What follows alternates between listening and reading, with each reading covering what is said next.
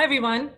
Today we're going to talk about whether cryptocurrency can be considered under the UCC code an intangible, or whether it is more like traditional money and considered property. So we found this article called Collateral Damage in Best Lawyers.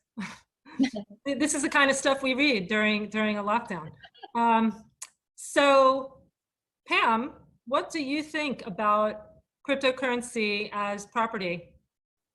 Well, I have to say that this article is really interesting, also very, very confusing.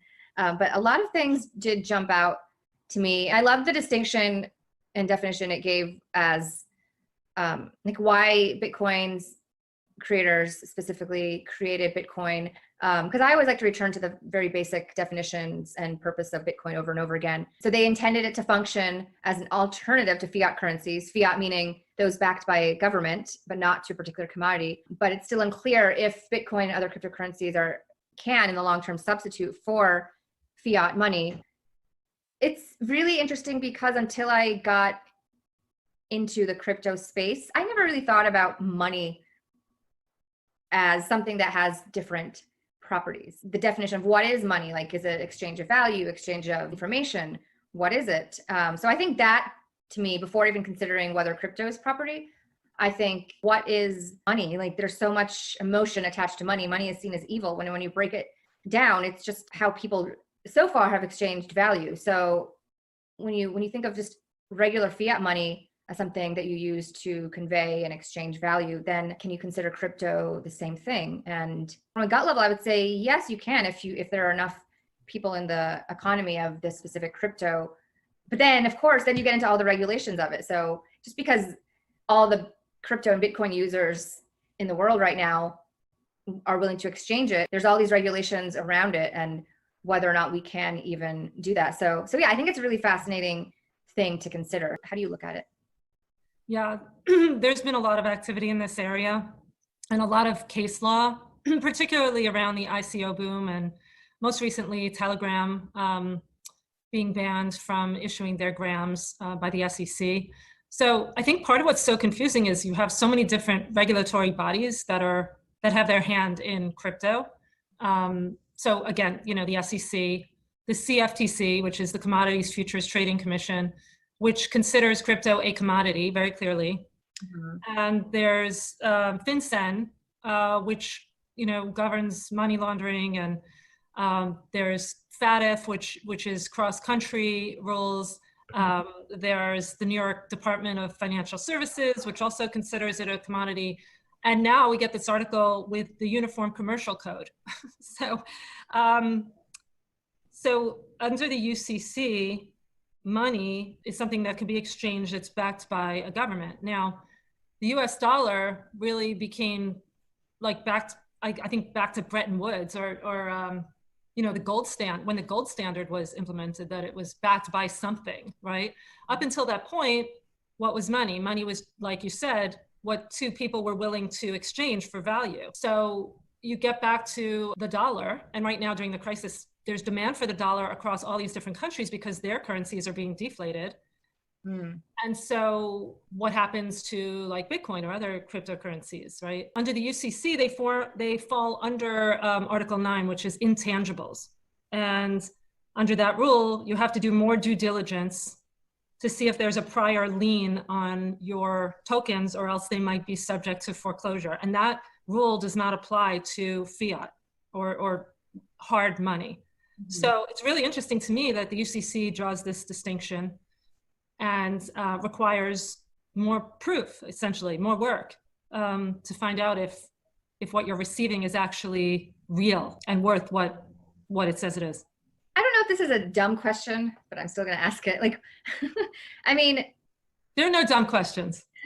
Well, I mean, fiat currency, yes, we have bills and we have coins, but there are a lot of people that haven't probably touched a dollar bill or a coin in years, and they just transact everything digitally. If that already exists, then how can these governing bodies say that these cryptos are intangibles, but these aren't? It sounds like it just all goes back to what it's tied to. And right. Cryptos are tied to something that's not under the control of the government. Exactly. Bingo. So you have all these countries racing to issue their central bank digital currencies that are backed by, right, the government. And it's just a digital form of their currency. And Bitcoin is non-sovereign. It's not controlled by any government. And that's why it was created intentionally, during this crisis of trust that we had in 2008. And now that it's even worse, more and more people are flocking to Bitcoin. So there are countries, I think it was Sweden, one of them that only 3% of all transactions are done using cash. And we know that there are Asian countries where they're just used to paying for micropayments with WeChat and Alipay, like in pennies, right? Or whatever the yuan equivalent is. And so it's really interesting that the US has the dominant global, reserve currency and is still using so much actual paper money, right? Just printing it. And as you saw with quantitative easing, and especially now after this stimulus plan, there's an unlimited amount that they can print. And Bitcoin is going through quantitative hardening, meaning Can you break down? It's about to have the halving in May, and so the supply is going to be cut, actually. So it's more scarce. Can you go back and define for me in a very elementary way what quantitative easing means? Because I think I understand definitionally what is happening, money is being printed, but I don't really understand how do you break it down for somebody who quantitative easing, and then you also mentioned quantitative hardening. Well, that's just a term that people are making up now, quantitative hardening, because talking about Bitcoin, the opposite of what the government is doing. But I always think about quantitative easing for me in a very basic level is forgiveness. We'll bail you out. We'll bail out the hedge funds. We'll bail out the banks. We'll bail out CEOs that made poor decisions or couldn't service their debt, even that borrowed so much they, all the debt couldn't even be serviced. And so easing to me always seems like forgiveness. It's okay. We're going to, manipulate interest rates and we'll print more money. So you don't have to worry about any of that. So, but the government itself calls it quantitative easing, right? Yes. So interesting. Because you're right. Easing, making things easier, is literally almost in a sense, what forgiveness is. So that's actually funny that they themselves call it that. Yeah. So what do you think about all these different regulators that have their hand in regulating quote unquote money or crypto or commodity, however you want to define it? Confusing.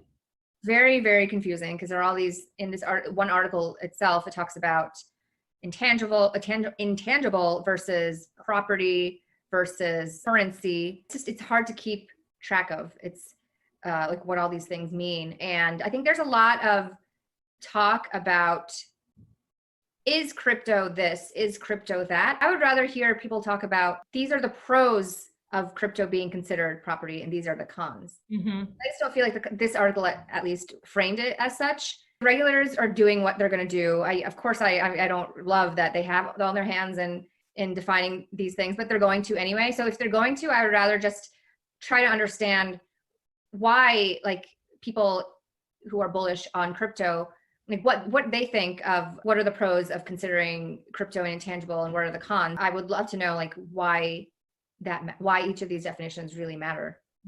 Yeah, I think they're just trying to classify it in terms of protecting investors. That's the regulators' jobs by and large, protect retail investors. And we saw a lot of what happened in the ICO boom when the retail investors were the holder of last resort that ended up getting hurt and losing a lot of money. Yeah, that's true. I do understand from that perspective. I understand why regulation is important, but I just think it's very... Yeah, but at the same time, you can't have so much regulation and confusion where it stifles any innovation and people move out of the country in order to have more friendly regulatory environments to innovate within. I mean, that's harmful too in the long run. So especially when the regulations have isn't some cryptocurrencies have been classified one thing and not others. I think Ethereum is commodity. Yeah. And it's just for the everyday consumer that still doesn't understand how Ethereum is not Bitcoin and vice versa. Right. And then you get down to the regulatory definitions. I just think, yeah, it's like you said, it is necessary, but not so much that it stifles innovation. So tell us what you think, everybody. Do you think we have too much regulation, too many bodies involved, or do you think it can be cleared up just by having some taxonomy, at least, so that people have a way forward?